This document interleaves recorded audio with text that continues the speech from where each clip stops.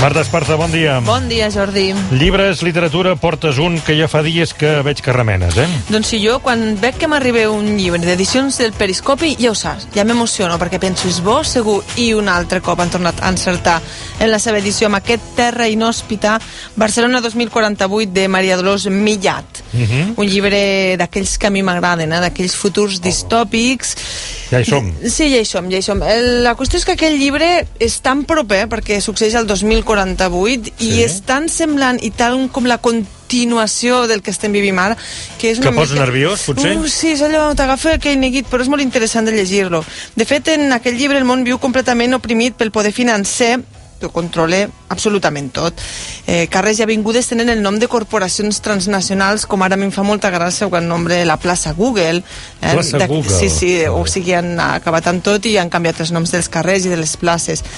La gent en aquest llibre es pren com si fossin caramels, drogues conductuals per controlar els sentiments, vull dir, decideixen quan es volen enamorar, es prenen una pastilleta, o per controlar les emocions, i es van prenent pastilletes, llavors els sentiments els tenen controlats.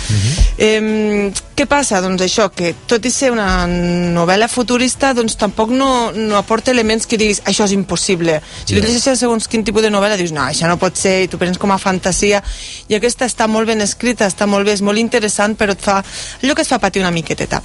Què passa? Doncs la Ronda, que és la protagonista, una de les protagonistes d'aquesta història, és una hacker molt bona, és hackejant els ordinadors, a més en aquests futurs distòpics que tot està controlat per la tecnologia, doncs els hackers són els reis del món, com aquell que diu. I treballa a la Track Union, que és una d'aquestes corporacions importants que governa el món, Europa directament, que té un altre nom en el llibre. El que passa que el cap d'aquesta corporació precisament és el seu avi, i ella pertany al Draco, que diguéssim seria la resistència, és aquell grup que lluita, ja hi som, és que a més és repetitiu, és cíclic, sempre passa el mateix, un control, llavors surt una resistència, hi ha una lluita, tornem-hi. Bueno, doncs ella pertany al Draco, que és aquest grup de resistència que s'ha creat. Fa molta gràcia perquè a més els personatges més grans del llibre són, o sigui, van néixer l'any més o menys que vaig néixer jo.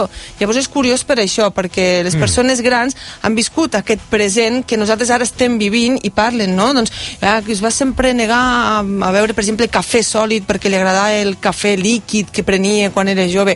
Doncs de veritat que fa una mica d'angúnia el llibre, però està molt ben escrit. Bueno, doncs la Ronda coneix al Sirio, que és un altre personatge, i tots junts viuen una història juntament amb la resistència per treure's de sobre aquesta opressió tan bèstia que...